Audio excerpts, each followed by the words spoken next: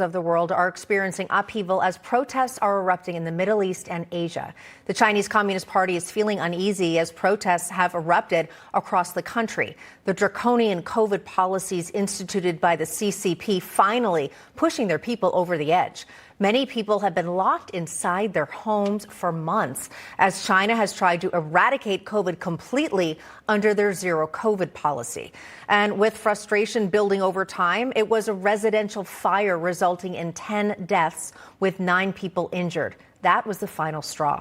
Here to weigh in is Lisa Daftari, counterterrorism and foreign policy expert and editor-in-chief of the Foreign Desk. Lisa Daftari, welcome. Thanks for being here.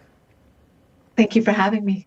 All right, Lisa, give us kind of an up-to-the-minute kind of overview of what you really think is happening in China. We've seen people being literally welded into their homes. We've got China with the no COVID policy. At the same time, probably ignoring the fact that it's ultimately herd immunity with people getting COVID that can actually help eradicate it. Right, of course. And when you're looking at, such a large population, particularly in areas where people live in such close proximity, 40,000 cases a day is what they're reporting. Doesn't sound like too much, particularly as we're in flu and cold season all around the world. So best case scenario, that's what's going on. Worst case scenario, these numbers are being inflated. And the Chinese government, of course, using this as a power grab to silence dissidents, to make people stay at home. Look at the coincidence, is coming right after Chinese president makes that call that he is basically dictator for life, giving him that power to stay in office and, of course, do what he can to silence the people. If I were going to give you a short summary of what's going on, the COVID policies, of course, being the proverbial straw that breaks the camel's back, people coming out onto the streets, that, of course, being the catalyst. But when they come out onto the streets, we hear them chanting for Xi Jinping to step down. We hear them chanting for the end of communism. We hear them chanting for human rights. So, of course, it's always some catalyst that brings people out into these types of movements and even ultimately revolutions. But it's always at the core of it, the major disenchantments of the people. Another thing to point out is how this is fixated on the Uyghurs, how politically expedient for the Chinese government to be fixated on their political enemies and to make that their forces in those regions, the death tolls being in those regions, and of course trying to silence people across the country to have people stay at home. Yeah, Lisa, I've gotten some intel from a Chinese nationalist who lives in the United States saying that China, beyond these protests, is actually in financial complete disarray, that they're panicking, that they're in the worst position overall they have been in a very, very long time, but there are new home areas that have completely just been left mid-construction. Do you think that China is in even worse position than we can even realize here in America? Yeah. I've heard the same thing from a few of my sources as well, broadly speaking, in terms of the economy and how they're doing financially. What we hear about is how they are spreading their tentacles and expanding their power. So meanwhile, they're being diminished at home. They're expanding themselves on the world stage. They have entered every sector of American society. You think about the universities, the labs, Congress. They have interns everywhere. They even have a secret police force here. It's trying to silence dissidents across the world.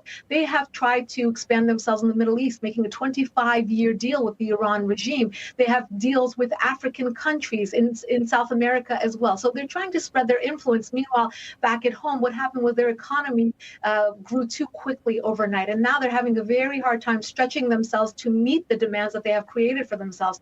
The people being out onto the streets ultimately is the Achilles heel of any society that is suffering at home. So, of course, they want to get these protesters off the streets. They want to silence that opposition and make sure that nobody finds out of their economic distress and how diminished they are truly becoming. And I do want to get to Iran, but before we go there, do you think that there could be any change in China at all? Because the government, we know, is so entrenched and has been there for so long. I've heard also that from Chinese people living in America, all of this shows a lot that the people are frustrated, but that there's no changing the government.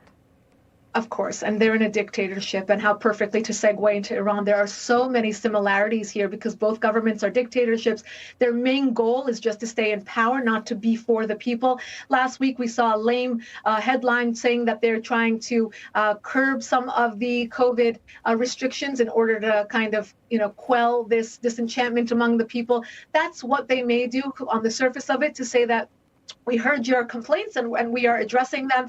But in the long run, again, their goal, and we saw this from Xi Jinping's power grab, is to stay in power. They will do whatever it takes, including to kill peaceful protesters. Exactly what we're seeing on the streets of Iran as well. Many, many similarities here. Again, when you have a dictator trying to stay in power, when they want to maintain their reign, they will do whatever they can to do that. And Lisa, in Iran, however, is there more of a potential that these protests could lead to significant changes? I mean, we've seen it happen before in Iran.